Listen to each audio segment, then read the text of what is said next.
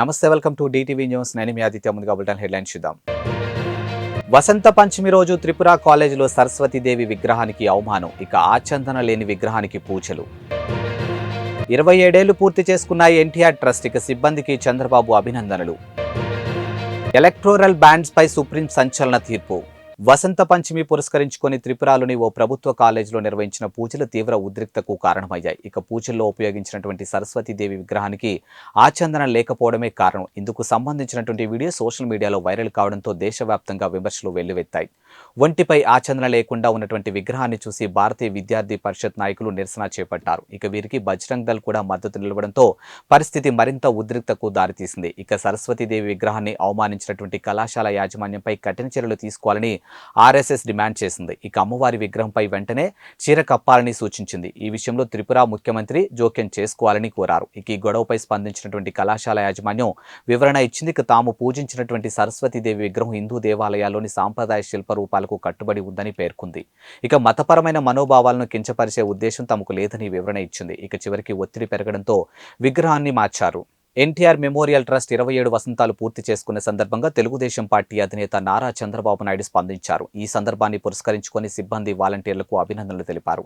ఈ మేరకు ఎక్స్లో ఓ పోస్ట్ చేశారు. ఇక ఎన్టీఆర్ ఆశయ సాధనకు తాను నెలకొల్పినటువంటి ట్రస్ట్ రక్తదానం, ఆరోగ్య సంరక్షణ, విద్యా సాధికారిత, జీవనోపాధి రంగాల్లో సేవలు అందించడంతో పాటు ప్రకృతి విపత్తులో సైతం ప్రజలకు అండగా నిలుస్తుందని అన్నారు. ఇక సిబ్బంది అంకిత భావంతో సేవలు అందిస్తున్నారని ప్రశంసిస్తూ అభినందనలు తెలిపారు. రాజకీయ పార్టీలు సేకరించే విరాళాలతో పారదర్శకత కోసం కేంద్ర ప్రభుత్వం తీసుకొచ్చినటువంటి ఎలక్ట్రోరల్ బ్యాండ్స్ విధానం రాజ్యాంగ విరుద్ధమని సుప్రీంకోర్టు పేర్కొంది. ఇక బ్లాక్ మనీ నిర్మూలన పేరుతో తీసుకొచ్చినటువంటి ఈ విధానంలో పారదర్శకత లోపించిందని వ్యాఖ్యానించింది.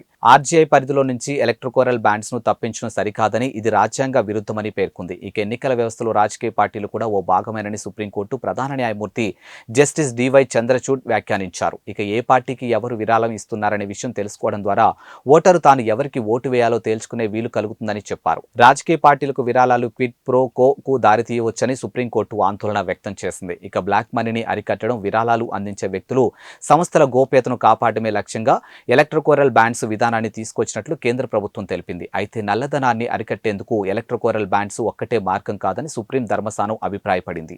ఎలక్ట్రోరల్ బ్యాండ్స్ జారీని వెంటనే నిలిపివేయాలని, ఇప్పటి వరకు జారీ చేసినటువంటి బ్యాండ్స్ వివరాలను ఎన్నికల సంఘానికి అందజేయాలని స్టేట్ బ్యాంక్ ఆఫ్ ఇండియాను సిజేఐ ఆదేశించారు. ఇక రాజకీయ పార్టీలకు చెందినటువంటి ఎలక్ట్రోరల్ బ్యాండ్స్ వివరాలను మార్చి 31లోగా వెబ్సైట్లో ఉంచాలని ఎన్నికల సంఘాన్ని ఆదేశించారు. ఈ పిటిషన్ను విచారించినటువంటి సుప్రీంకోర్టు సుదీర్ఘ విచారణ చేపట్టాల్సి ఉందని పేర్కొంది. ఇందుకోసం సిజేఐ జస్టిస్ డివై చంద్రచూడ్ ఆధ్వర్యంలో 5 న్యాయమూర్తులు ప్రత్యేక ధర్మస్థానం ఏర్పాటు చేసింది. ఇక ఈ ధర్మస్థానంలో సుప్రీంకోర్టు ప్రధాన న్యాయమూర్తి జస్టిస్ డివై చంద్రచూడ్తో పాటు న్యాయమూర్తులు justice Sanjiv Khan, justice JB Pardiwala, justice Manoj మిశ్రాలు ఉన్నారు. ఇక సుదీర్ఘ విచారణ తర్వాత గత ఏడాది నవంబర్ 2న సుప్రీం బెంచ్ తీర్పును రిజర్వ్ చేసింది. ఇక తాజాగా గురువారం ఈ కేసులో తీర్పు వెలువరించింది. ఇక CJI justice DY Chandrachud, justice Sanjiv ఖన్నాలు 2 వేర్వేరు తీర్పులు వెలువరించారు. జనసేన పార్టీ అధినేత పవన్ కళ్యాణ్ ఉమ్మడి జిల్లాలో పర్యటనకు మాత్రం భద్రతా కారణాలు సాకుగా చూపి పర్యటనను అడ్డుకోవడం దారుణమని జనసేన పార్టీ పీఓసీ సభ్యులు ముత్తా శశిధర్ ధ్వజమెత్తారు. ఇక 36వ డివిజన్ బాలాజీ చెరువు సెంటర్ దగ్గర గల శ్రీ సత్యనారాయణ స్వామివారి ఆలయ సమీపంలో కాకినాడ సిటీ సహాయక కార్యదర్శి మిర్యాల హైమావతి, 36వ డివిజన్ అధ్యక్షులు సుంకర సురేష్ ఆధ్వర్యంలో డాక్టర్ బిఆర్ అంబేద్కర్ రాజ్యాంగం పునరుద్ధరించడానికి యుద్ధానికి మేము సిద్ధం కార్యక్రమాన్ని నిర్వహించారు. ఈ సందర్భంగా ఆయన మాట్లాడారు. ఇక పవన్ హెలికాప్టర్ ల్యాండింగ్ కు అనుమతి ఇవ్వకపోవడంతో పర్యటన వాయిదా వేస్తున్నారని తెలిపారు. ఇక అధికార యంత్రాంగంపై అధికార పక్షం ఒత్తిళ్లు కారణంగానే ఈ నిర్ణయం తీసుకున్నారని ఆరోపించారు. ఇక జనసేన అధ్యక్షుడు పవన్ కళ్యాణ్ అమలాపురం పర్యటన విషయంలో అధికారులు అనుమతులు ఇవ్వకపోవడం దారుణమని అన్నారు. ఈ కారణంతో గురువారం చేపట్టాల్సినటువంటి జనసేనాని అమలాపురం పర్యటన వాయిదా పడిందని తెలిపారు.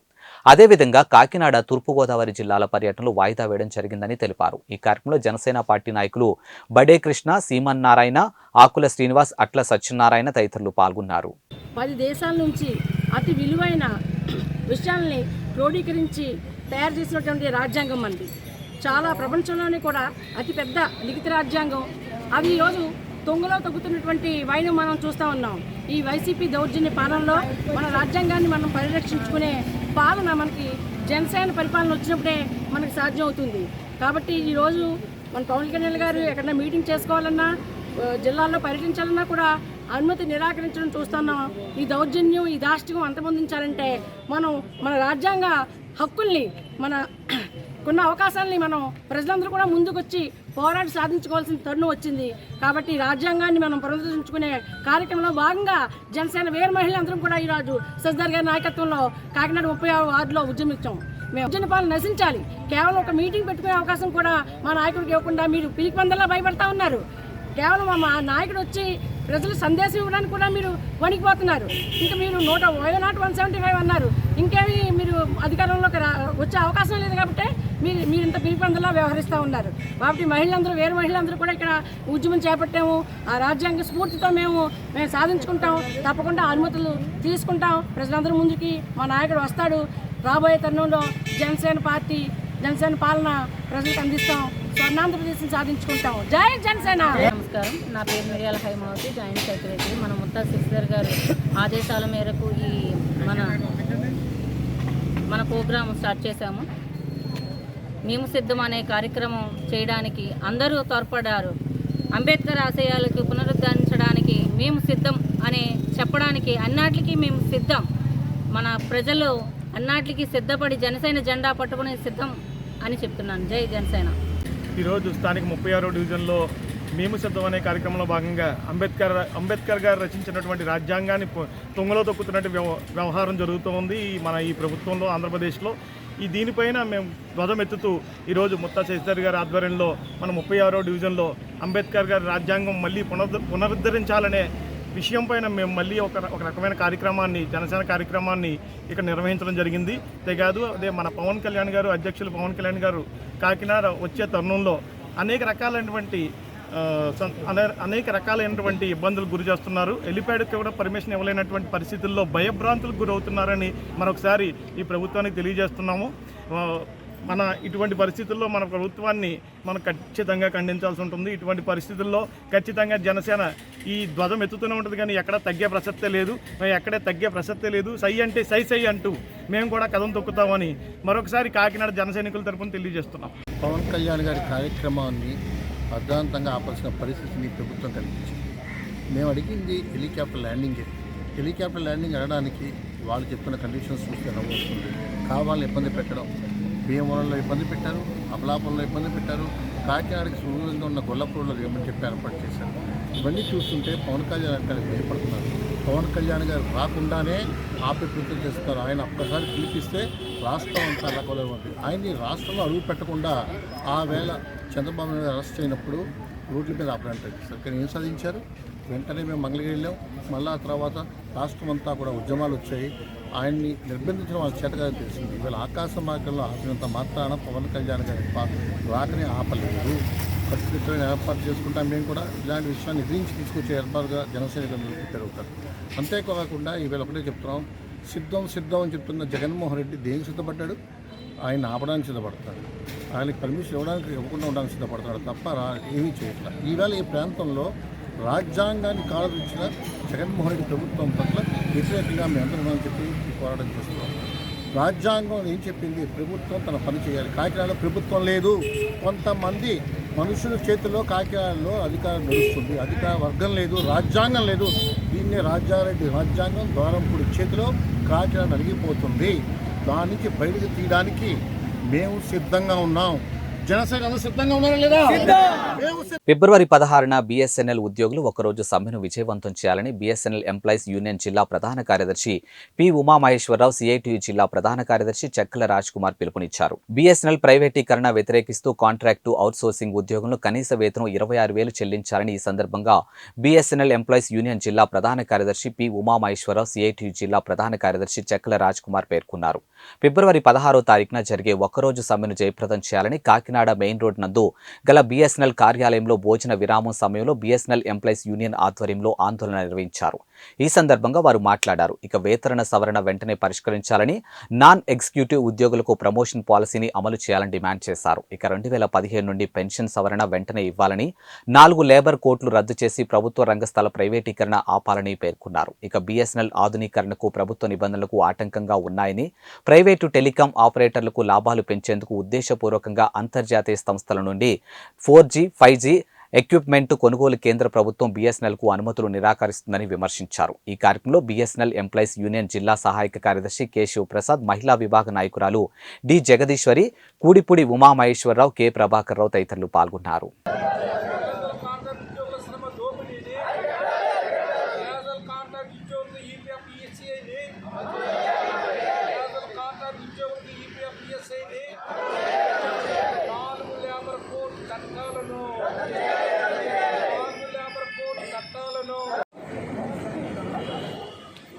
ఈ నెల 16వ తారీఖున కేంద్ర సంఘాలు ఇచ్చిన పిలుపు మేరకు BSNL employees union, all India BSNL pension association, BSNL casual contract worker federation కమిటీగా ఏర్పడి 16వ తారీఖున జరిగేటువంటి సమ్మెని జయప్రదం చేయాలని నిర్ణయించడం జరిగింది. ఈ నిర్ణయం ప్రకారంగా 3వ వేతన సవరణ, పెన్షన్ సవరణ, క్యాజువల్ కాంట్రాక్ట్ ఉద్యోగులకు మినిమం కనీస వేతనం 26,000 రూపాయలు, EPF, ESI మొదలైనటువంటి ప్రొవిజన్స్ అమలుపరచాలనేటువంటి దృఢనిశ్చయంతో కాకుండా ప్రజలకు సేవ చేయడానికి ఈ రోజు వరకు కూడా సర్వీసెస్ లేకుండా పోయినటువంటి 4G, 5G శాఖ ఎక్విప్మెంట్ను ఇమీడియట్గా రిలీజ్ చేయాలి, సంస్థలను కాపాడాలి, BSNL సంస్థని ప్రైవేటీకరణ కాకుండా ప్రజలందరికీ సర్వీస్ చేసే విధానం కింద ఈ యొక్క ఉద్యమం తీవ్ర స్థాయిలో తీసుకెళ్లి ప్రభుత్వం ద్వారా ఈ కార్యక్రమాన్ని జరిపించాలనేటువంటి కృతనిశ్చయంతో అన్ని సంఘాలకు ఐక్యంగా 16వ తారీఖున దేశవ్యాప్త సమ్మెలో తూర్పుగోదావరి జిల్లా శాఖ కూడా ఇటు రాజమండ్రి, కాకినాడ, అమలాపురం, తుని మొత్తం అన్ని పట్టణాలన్నీ కూడా ఈ సమ్మెలో పాల్గొనడానికి నిర్ణయించడం జరిగింది. దీనికి మద్దతుగా CITU సంఘాలు కూడా ఈ రోజున మా యొక్క టెలిఫోన్ ఎక్స్చేంజ్ కాకినాడకు వచ్చి మద్దతు ప్రకటించడం, CITU జనరల్ సెక్రటరీ రాజ్కుమార్ గారు, పద్మ గారు కూడా రావడం మా అందరికీ కూడా ఆనందంగా ఉన్నది. ఉత్సాహంగా తప్పకుండా మీ అందరూ కూడా 16వ తారీఖున జరిగిన సమ్మెని పాల్గొని ఉద్యోగుల సమస్యలు, ఈ యొక్క BSNL సంస్థకు సంబంధించిన 4G, 5G యొక్క ఎక్విప్మెంట్ సాధిస్తామని ఈ సందర్భం మనం చేస్తాం. మోపిదేవిలో భక్తుల చేత విశేష పూజలు అందుకుంటున్నటువంటి శ్రీవల్లి దేవసేన సమేత సుబ్రహ్మణ్యేశ్వర స్వామివారి కళ్యాణ మహోత్సవాన్ని కన్నుల పండుగగా నిర్వహించారు. శ్రీ సుబ్రహ్మణ్యేశ్వర స్వామివారి బ్రహ్మోత్సవాల్లో భాగంగా 2వ రోజైనటువంటి బుధవారం రాత్రి దివ్య కళ్యాణ మహోత్సవాన్ని భక్తి పారవశ్యాలతో నడుమ ఘనంగా ఏర్పాటు చేశారు. ఇక ఆలయ సహాయక కమిషనర్ నల్లం సూర్య చక్రధర్రావు ఆధ్వర్యంలో బ్రహ్మశ్రీ కొమ్మూరు పనికుమార్ శర్మ, ఆలయ ప్రధాన అర్చకులు బుద్ధు పవన్ కుమార్ శర్మ బ్రహ్మోత్సవంలో స్వామివారి కళ్యాణ మహోత్సవాన్ని నిర్వహించగా భక్తులు భక్తి శ్రద్ధలతో తిలకించారు. ఇక భక్తులకు ఎటువంటి అసౌకర్యం కలగకుండా చక్రధర్రావు ప్రత్యేక ఏర్పాట్లు చేశారు. ఇక తొలుత ఉదయం సుప్రభాత సేవ, ఇక ప్రాతకాలార్చన, పంచామృత స్థాపన, నిత్య హోమము, బలిహారణ కార్యక్రమంలో పాటు శ్రీ స్వామివారిని శేష వాహనంపై గ్రామోత్సవాన్ని నిర్వహించారు. రాత్రికి శ్రీ స్వామివారి ఎదుర్కోలు ఉత్సవం అనంతరం కళ్యాణం చేశారు. ఇక అనంతరం నంది వాహనంపై గ్రామ పురవీధుల స్వామివారిని ఊరేగించారు.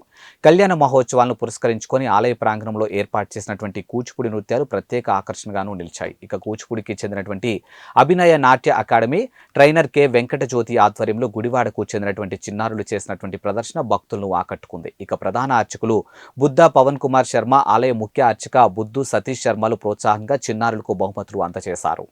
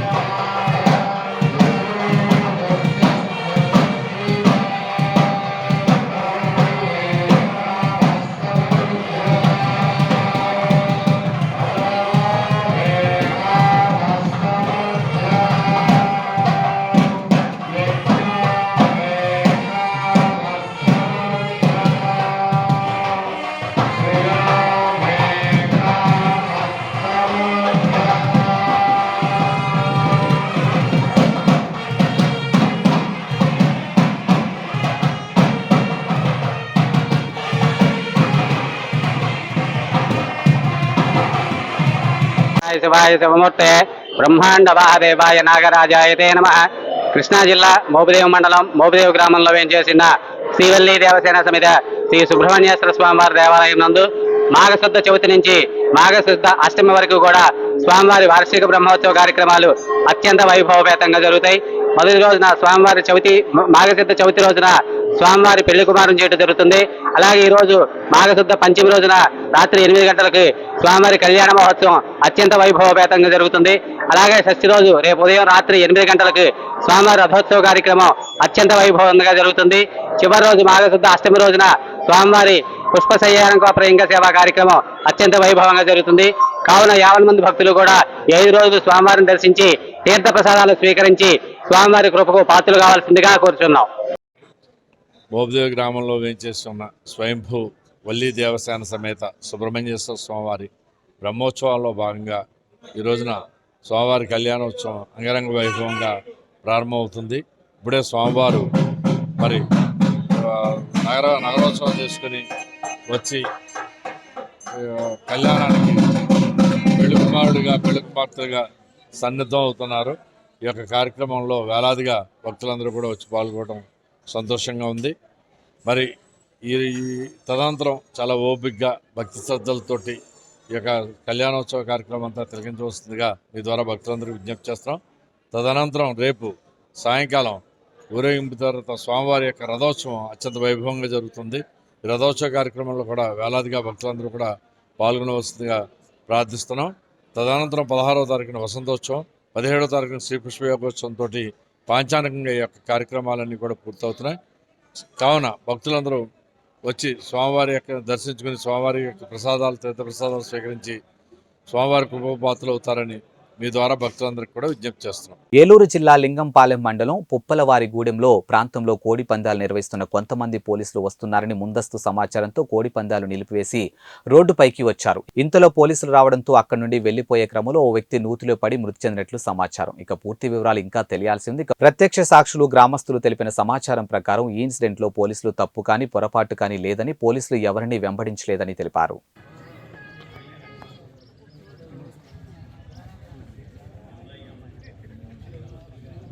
ప్రజాశాంతి పార్టీ అధ్యక్షులు కేఏ పాల్ కీలక వ్యాఖ్యలు చేశారు. ఇక ప్రేమికుల రోజున పురస్కరించుకొని ఆయన వాలంటైన్స్ డే ఆఫర్ ఇచ్చారు.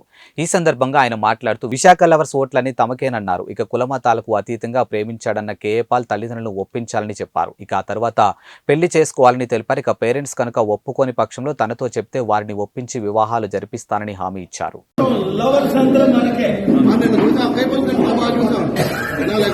ప్రేమించండి, పెళ్లి చేసుకోండి, తల్లిదండ్రులను సన్మానించండి,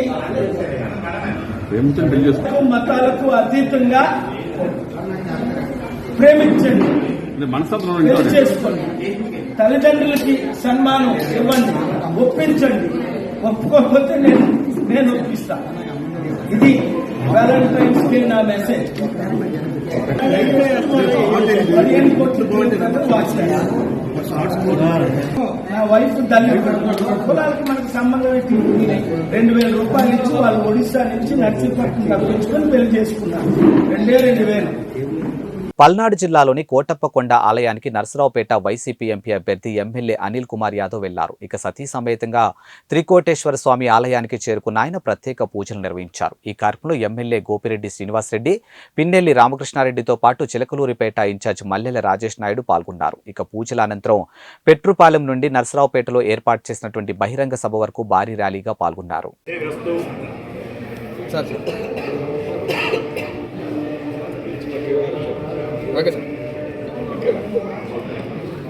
గుంటూరు జిల్లా మంగళగిరిలో 4వ విడత వైఎస్ఆర్ ఆసరా నిధులు పంపిణీ కార్యక్రమం సంబరాలు నిర్వహించారు. ఇందులో భాగంగా దాదాపు 35,000 మంది మహిళలకు సుమారు 32 కోట్ల రూపాయల విలువైన నిధులు విడుదల చేశారు. కాగా ఈ కార్యక్రమంలో రాజ్యసభ సభ్యులు విజయసాయిరెడ్డి పాల్గొన్నారు.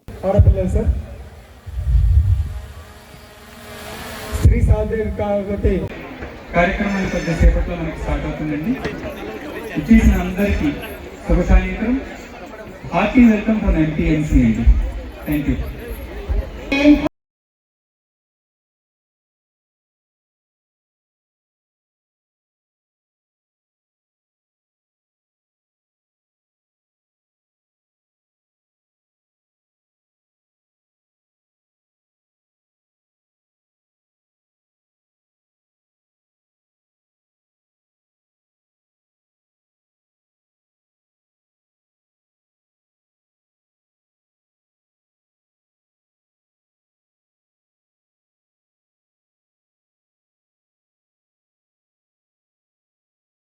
చికిత్స పొందుతున్నటువంటి బాధితుల ప్రాంతాలను సందర్శించామని సిపిఎం రాష్ట్ర కార్యదర్శి వి శ్రీనివాసరావు తెలిపారు. ఇక నీరు కలుషితం అయిందని 10 రోజులుగా స్థానికులు అధికారులకు చెప్పినా పట్టించుకోవడం లేదని మండిపడ్డారు. ఇక పేదలు ఉండే ప్రాంతాలను మున్సిపల్ సిబ్బంది నిర్లక్ష్యం చేస్తుందని ఆరోపించారు.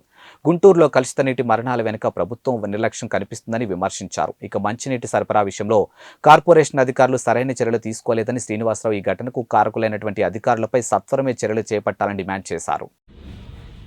ఈరోజు ఉదయం నేను, నాతో పాటు పార్టీ రాష్ట్ర కార్యదర్శి వర్గ సభ్యుడు బాబురావు, జిల్లా కార్యదర్శి రామారావు, టౌన్ కార్యదర్శి నళినీకాంత్, ఇంకా ఇతర పార్టీ స్థానిక నాయకులు, ప్రజా సంఘాల నాయకులు అందరం శారదానగర్ కాలనీ, రెడ్డిపాలెం ఈ ప్రాంతం అంతా కూడా ఈరోజు జలాలు తాగే నీరు కలుషితం అయ్యి డయేరియా వ్యాపించినటువంటి ప్రాంతాలని మేము సందర్శించి ప్రజల్ని కలుసుకొని వాళ్ళ ద్వారా వివరాలు కూడా సేకరించాము. 10 రోజులుగా కలుషిత నీరుతోటి ప్రజలు అక్కడ డయేరియా వ్యాపించి అవస్థలు పడుతుంటే ఒక నిండు ప్రాణం 17 సంవత్సరాల గిరిజన బాలిక చనిపోతే ఏమాత్రం స్పందన లేకుండా ప్రభుత్వం ఇది మంచినీళ్ళ వల్ల కాదు, అదేదో స్థానికంగా ఏదో తిని వచ్చింది అన్నట్టుగా జనం మీదనే నెపం నెట్టేసి తప్పించుకోవాలని చూడటం చాలా క్షమించరానటువంటి నేరం. అక్కడ పైప్ లైన్లన్నీ కూడా కలుషితమైన ఎప్పుడో పాత పైప్ లైన్లు లీకేజీలు ఉన్నాయి. ఈ డ్రైనేజ్ నీళ్ళు పోయి అట్లా కలుస్తున్నాయి. అది అందరూ చెప్తున్నారు. చివరికి ఆఖరికి పైప్ లైన్లన్నీ ఓడదీసి చూసిన తర్వాత మున్సిపల్ సిబ్బంది కూడా అంగీకరిస్తున్నారు. పదే ప్రజలు ఆ ప్రాంతంలో వీటన్నింటినీ మార్చండి అని కోరుతున్నా పట్టించుకోకుండా వాటిని గాలికి వదిలేసి నిర్లక్ష్యం చేసి ఈరోజు ఒక నిండు ప్రాణం బలైపోయి అనేక మంది ఆసుపత్రి పాలవుతున్నటువంటి ఘోర కలి అక్కడ మనం చూస్తున్నాం. గుంటూరు లాంటి నగరంలో ఇలా జరగటం అనేది ప్రభుత్వం యొక్క వైఫల్యానికి నిదర్శనం. రజని వైద్యారోగ్య శాఖ మంత్రిగా సందర్శించి ఇది మంచినీళ్ళ వల్ల కాదని ఆమె డాక్టర్ అయినట్టుగా తేల్చిపారేసి ఏ ఆధారం లేకుండా మభ్యపెట్టేందుకు ప్రయత్నించింది. ఆమె మళ్ళా నిన్న వెళ్ళి వాళ్ళ చనిపోయిన అమ్మాయికి 5 లక్షలు ఇచ్చి మంచినీళ్ళు సరఫరా చేస్తామని వాగ్దానం చేసి రావాల్సినటువంటి దుస్థితి ప్రభుత్వం యొక్క చేతగాంతనం, అసమర్థత దాన్ని వెల్లడి చేస్తుంది. కానీ చనిపోయిన కుటుంబానికి 25 లక్షలు ఇచ్చి ఇల్లు వాళ్ళకి లేదు, అద్దెంట్లో ఉన్నారు, ఇల్లు ఇవ్వాలి. అలాగే ఆసుపత్రికి పోయి బయటకు వచ్చిన ప్రైవేట్ ఆసుపత్రి అయినా గవర్నమెంట్ ఆసుపత్రి అయినా ప్రతి ఒక్కరు కూడా 25,000 ఇవ్వాలి. వాళ్ళ ఉపాధి అన్నీ కూడా దెబ్బతిన్నది. ఆ రకంగా ప్రజలను ఆదుకొని మంచినీళ్ళ పరిరక్షణకి ఇప్పుడు పులిచింతల నుంచి వరద నీళ్లు వచ్చి అవి కాసుకొని తాగండి ఒక ప్రకటన ఇచ్చే చేతులు దులిపేసుకున్నారు. ప్రతి ఇంటికి ప్రచారం కల్పించాలి. ఈ పైప్ లైన్లు మార్చేటప్పుడు అవసరమైన నీళ్లు వాళ్ళు కొనుక్కున్నారు. ఒక్కొక్కరు బబ్బులు 20-10 రూపాయలు పెట్టి పేదవాళ్ళు ఆడ ఉన్నవాళ్ళంతా ఎస్సీ ఎస్టీలు ఎక్కువ మంది, మైనార్టీలు ఉన్నారు, పేదవాళ్ళు ఉన్నారు. సామాజిక న్యాయం గురించి చెప్పేటువంటి జగన్మోహన్ రెడ్డి గారు ఆ ప్రాంతం సందర్శిస్తే సామాజిక న్యాయం అంతా ఘోరంగా ఉందో అర్థమవుతుంది. ఒక గుంటూరు లాంటి టౌన్లోనే దుస్థితి ఎలా ఉంటే పల్లెటూరు గురించి చెప్పాల్సిన అవసరమే లేదు. అందుకని ప్రభుత్వం యుద్ధ ప్రాతిపదిక మీద కదిలి ఈ ముందస్తు చర్యలు తీసుకొని ప్రజల ఆరోగ్యాన్ని కాపాడాలి, చనిపోయిన కుటుంబాన్ని ఆదుకోవాలని మేము డిమాండ్ చేస్తాం. వాళ్ళు ఈ నీళ్లు కలుషితమయ్యి పైప్ లైన్లన్నీ కూడా పగిలి డ్రైనేజీ నీళ్లు కలుస్తున్నప్పటికి కూడా వాళ్ళు ఏమాత్రం పట్టించుకోలేదు. అధికారులు దృష్టికి తీసుకెళ్ళినప్పుడు కూడా ఏం కాదులే బాగా ఇదే అని చెప్పి వాళ్ళ మాట వినకుండా వాళ్ళు అక్కడ ఉండే ప్రజలు కూడా చెబుతున్నారు. అవతల కాలనీలో మిడిల్ క్లాస్ ఉండే కాలనీ వాకు వస్తారు ఏదన్నా చూడటానికైనా రిపేర్లకైనా పరిశీలనకి, ఇటువైపు కూడా తొంగి చూడరు అని చెప్పి వాళ్ళే చెప్తా ఉన్నారు. అందుకని మున్సిపల్ ఇది పేదవాళ్ళు ఉండే మురికి కాలనీ కింద లెక్కేసి దానికి నిర్లక్ష్యం, అసలు జనాభా లెక్కలు లేకుండా చేసి చూసినట్టుగా కనిపిస్తుంది. దాన్ని అంటరాని ప్రాంతం కింద చూసినట్టు కనిపిస్తుంది. ఈ మున్సిపాలిటీ అధికారులు తక్షణం వాళ్ళ తప్పును సరిదిద్దుకొని నిధులు కేటాయించి పైప్ లైన్లన్నీ బాగు చేయించాలని చెప్పి డిమాండ్ చేస్తున్నాం. ఇవి వాల్టీ బులెటిన్ అప్డేట్స్. మరో బులెటిన్తో మళ్ళీ కలుద్దాం. అంతవరకు సెలవు. నమస్కారం.